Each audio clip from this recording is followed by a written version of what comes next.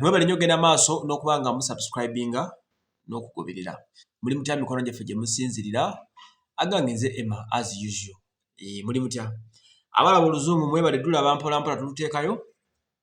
Then n'abalaba Oluganda mwebale kulaba. Nzija ne mbayisizaamuko ku mboozi ziba zinyumidde olw'olumu ng'omanyi omulimu gwe tugwiza tuva mu mutwe. Biva Organic Dr. Ssenjobe Richard ajja kujjanjaba ennamba ebeera ku screen awo. Genda ku Hamu Mukasa Road Kyemanga wa Masengere. Oba Kyemanga wa CBS. Ewange beta Masengere. Awo. Ojja ku omusinkano. Oba ennamba y'essimu eri ku screen eyo. Ogiwandiika n'ogikubako. Ne mukwatagana ne dokita n'akujjanjaba ensonga ziba nga zitambula nga bw'obwe. Buno munono bukuluma ajja kuba bukwasaganya. Njagala tunyumyeko ku nsonga eyanyumidde nnyo abantu over the weekend. Nenga clip n'akabateereddemu akalabye mu shots.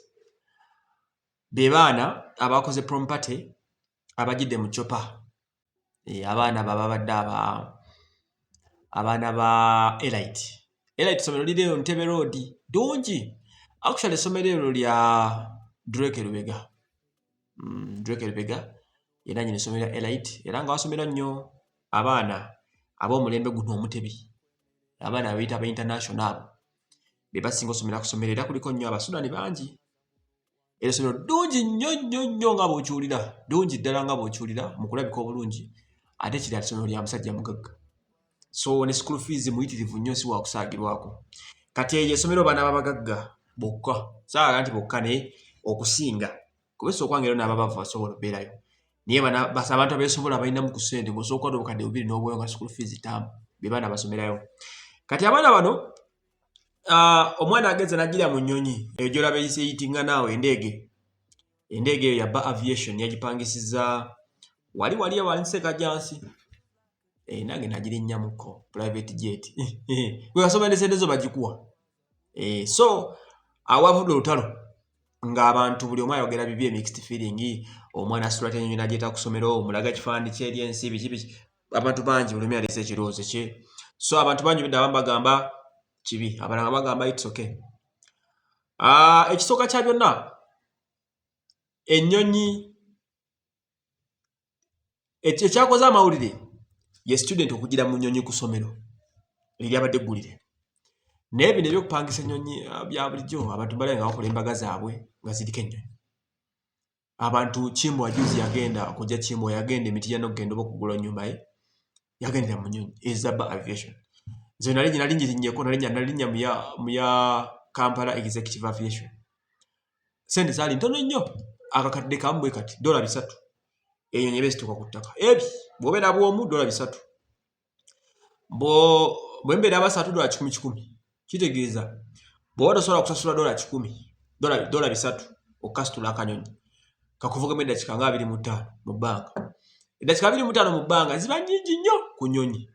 Bwe baga tugenda kuvugemu eddakiika 2 mwezi okuva e Kampala okutuuka e Nairobi watowa eddakiika nozanga essaawa ng'emu e Nairobi. Kitegeeza omuntu okuvuga eddakiika 25 mu nnyonyi aba akuvuze ebifo bingi nnyo. Nze nalambulawo Kampala yonna paka Jinja mu ddakiika 45. Nga tuvudde e Kampala tugyetolodde tugenze paka Jinja ne tukomawo e Kampala ate oba okitegeera 45 minutes ate nga twala mpola twalina mbukito. So ennyonyi it's a mode of transport. Bya ntambula. Mu mawanga agamu g'emmanya gatwetolodde ennyonyi si mawulire. Mu nsi nga Juba ennyonyi bazikozesa kutambula nga bulinya taxi. Era bw'ogenda ku airport y'e Juba ennyonyi zisimbira nnyo empitirivu kubanga bbe amakubo gaabwe mabi ate batya n'entalo kati batambulira nnyo mu bbanga. That's one from Uganda tukimanyidde kubanga amakubo gaffe malungi. So omuntu okulinnya ennyonyi kikola eggulire. Of course kikola eggulire. Kati embiro yavudde ku baana omwana atikka ate ennyonyi n'agyeta ku prom party. Nze saagirabye mu buzibu. Kambabuulire mwe baana mmwe sijja bayita baana. Kambabuulire. Bale kyabagamba nti nze saagirabye mu buzibu. Ennyonyi abaana betwogerako nti abazadde bangi wano mu Uganda balina ssente n'obusobozi obupangisa ennyonyi bayitirivu tobamala nawo. Okitegeera omuzadde asobola okukwatira mutabani we $2,000,000 n'azimuwanga za school fees. Tasobola kulema mupangisiza nnyonyi akadde kamu na kitundu. Oyo mwana ennyonyi ejja okukisaawe wali e Kajansi ku gate oba 3 oba gate 2 ne bajambusamu wali okusala obusaze ekkubo ng'oli mu nnyonyi okuva Kajjansi ku kisaawe okudda ku Elite tosobola kusukka ddakiika 6 nga tonnatuuka ng'oli mu bbanka aseeva ku ttaka eddakiika zo 6 mba muli ku ssomero kati kyongamba eddakiika 6 ziyinza okulema omuntu okusasula ez'ennyonyi okitegeera kati kiwa standard fee nti yakuta obukadde 3 n'abuwaayo naye nga nomize kwanda okuweta bwawezi nga miliyoni yenge mu n'ekitundu mbagambye twakwata yadde helikopita nga buli omu ejja tuulawo kali akalunyi akatono kali kamatalisa akalala kaddukira ku running way nga kenatambuliramu kadoola ebi 3 abantu 3 limu eta $10 ekyeki buli dola limu $3.7 bwe gityo kakadde kamu $2 mbwa amaze okalinnya abantu 3 buli omu nga aleseko $8 oba okitegeera so kati abazadde bakwata abaana ne batwala Bahamas ne babatwala simanye Seychelles ne batwala Zanzibar ku zi trip za miliyoni 4 $10 $2,000 teri kiyinza kuganda muzadde kwata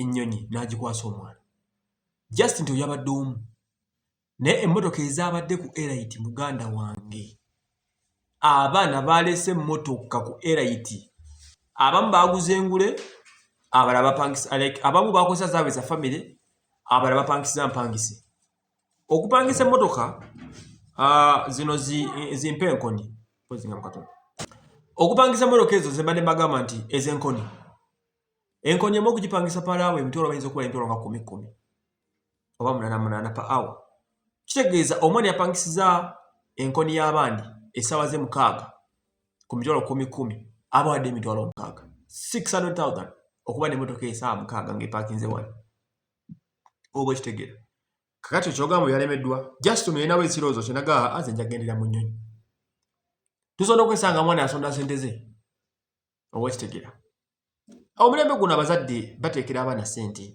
nali mpulira ku byafa byona omusajja omubaka wa palamenti zaake yagamba nti ye yagenda okumala okusoma senior 6 nga n'obukadde 2 ku akawunti ye miliyoni 2 taatawe nga yazimutegekera okitegeera ng'ayina akola olina abakola ebirimu bya kitaawe ng'ayina miliyoni 2 ku akawunti zaake was like kati omwana nga zaake kiki ekimugana okukwatako miliyoni 3 apangiseeko ennyonyi egenda agenda agyogemu oba okitegeera so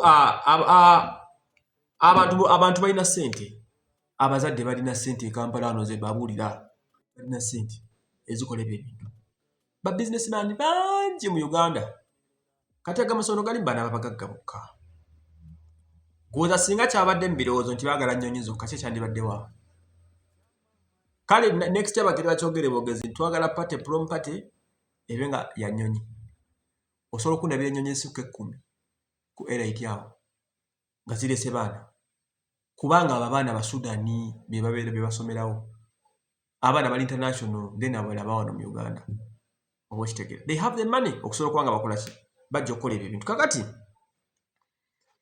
nanulira abazadde nga boogera ebigambo era abo abaana tebalina kukuzibwa batyo biki no omuzadde buli omu kuliza omwana wo w'osobola kuliza omwana wo w'osobola nkubuulira mazima gwe kyowulira kyoyagala akuliremu kyoba omukola ki kyoba omuteekamu bw'abanga omwana wo osobola kumuwa $50,000 gyoba omuwa eri asobola okumuwa kakadde eri asobola okumuwa 10 gwe banga oli mu kusoma omwana zadde ng'omwana wo osobola musibirira bigambo nti munnange byoba omusibirira okitegeera muyigirize abaana bammwe okulivinga under their means like obedda badde bagamba nti mugenda kubisa abaana pressure abasomera mu masomero g'ekyavu yes we agree with that ensi teyenkanangako tetusobola kubanga fena twenkana tulina kuba mu klasi ezanjawulo wali abalina okuba obubi naffe abalina okuba obulungi kijja kweteka mubagenda beerawo imundi wali balina okuba obubi n'abalina mu buli nsi yonna mulimu classes bakabaka gye bali abalina okukulemberwa gye bali it's not a mistake oba okitegeera enjawulo eri emu just nti abangi mu Uganda ffe baavu wekiri of course mu nsi yonna abangi baba abaavu be bangi mu Uganda abaavu be basinga obungi kyovola ebintu nga ennyonyi okujja kusomero kikola eggulire naye ensi ezimu ezikulaakulanye ennyonyi se mode of transport it's just normal abatambuddeko mu bimanyi mutusinga obitegeera Bagaya ku neighborhood wano okawuka Juba. Batambulira mu nnyonyi $5 bera mu kanyonyi kakutwala nga bavuga ati nvudde Kampala ngenze Gindi, nvudde Gindi ngenze Gindi, nvudde Kampala ngenda Masaka. Ne bagamba why $10 z'obosasula n'okalinya akanyonyi. Ne mu Uganda ennyonyi mweziri nakwane Uganda ennyonyi saliza bbeeyiku. Nije zinakoma okuwera ojja kulanga omuntu alinnya okuva e Kampala okukkirira e Masindi ku mitwalo 15 mu nnyonyi. Agenda dakika 30 ng'atuuse. Annawe tugende ensi weeraga kati. Oba kitegeera nti abantu bakyalina budde. Omuntu ajja kubanga alina meeting eggulu ng'alina ne meeting endala e Kampala. Bamugamba we don't have time. Linnya akanyonyi kusaayimu obe ng'oli ggulu kusaayi endala obe ng'okomyewo e Kampala. That's how things are done. Oba kitegeera. So omwana oyo mumuleke yunembi yeneemulamula ekikulu kyabina nti bw'aba naayita ayite oba tayite yamanyi n'ekyo yakikoze. Ande gy'emyaka gibaako n'ebigisanyusa. Gwe gy'olabira obukadde obusatu ng'obulabamu ensawo za seminti ez'okumaliza ennyumba yo, eyo si bizibu by'omwana. Ekyo si kyekizibu kye ng'omuntu. Eri abadde bagamba sente zikola business no. Problem y'omwana si kukola business. Omwana we yapangisa ennyonyi n'emutwala ku ssomero. Kitaawe obukadde busatu bwa temukolera business. Obukadde busatu bwa bakuspendingako. Tutegeraganye bulungi. So n'olwekyo abaana abantu mulekera okwogerera abaana abo like leave people. Abantu baleke bakole bagala. Gwe tolina ssente itsuke guma tofaayo. Oli kola nayo n'ofuna. Kitegeera abantu baleke beyagale. Ensi gye tulina tubako wa stress. Kitegeera abaana b'abakungu balina ssente zaabwe. Temulira bizibu bye tulina tetandika bikuba baana kuba depressing olwo omwana yalese ennyonyi ku ssomero mwogere ebigambo okufiira obufiizi men. Abantu nga bayogedde ennyonyi y'omwana. No. So guys abaana abo tewali buzibu bwonna okuba nga batambulidde mu nnyonyi. Kabakole swagan as time things evolve ebintu bikyuka.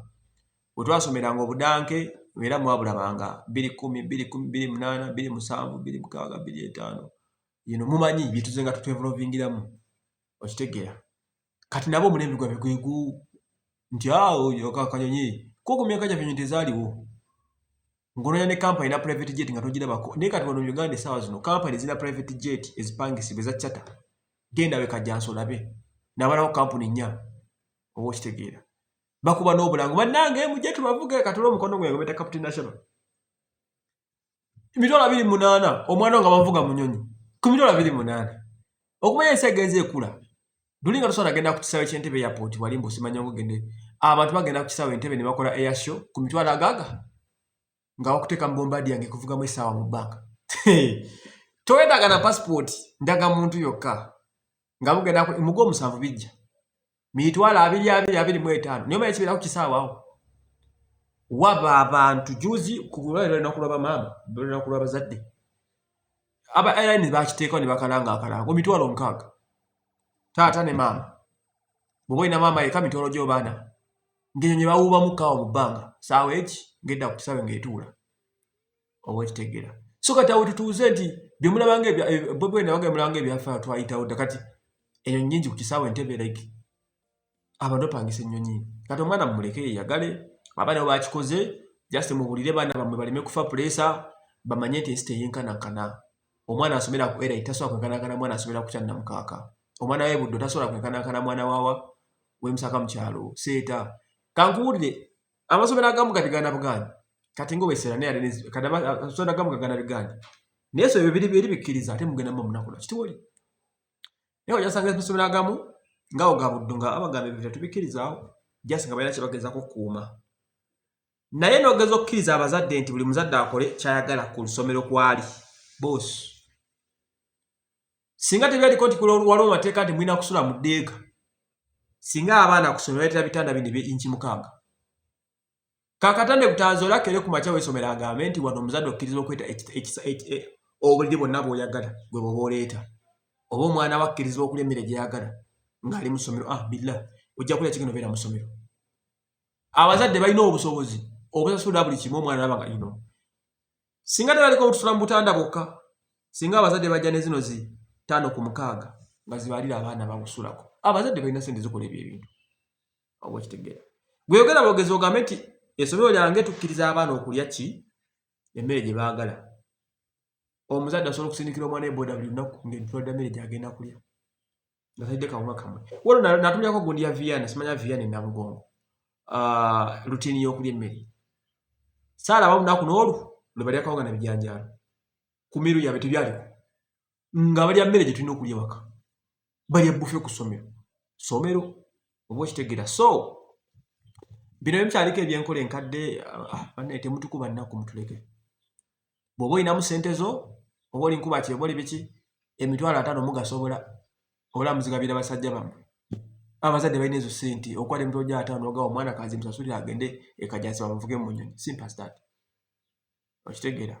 Mitwalo 5, mitwalo 3 nga bakuvuze dde omwana wo ng'ekisira ne kivaawo. So abaana bali exposed, abaana mbalekere ensi egende ng'etambula. Tukulira ku speed. Mwongere kubulira abaana nti munnange gwe bali baana baabo gwe bintu bisobola amanye nti munnange nze maama wange tasobola kunsasulira nnyonyi atagumire waali.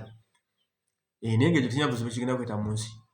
Kale nze Emma mubeere bulungi.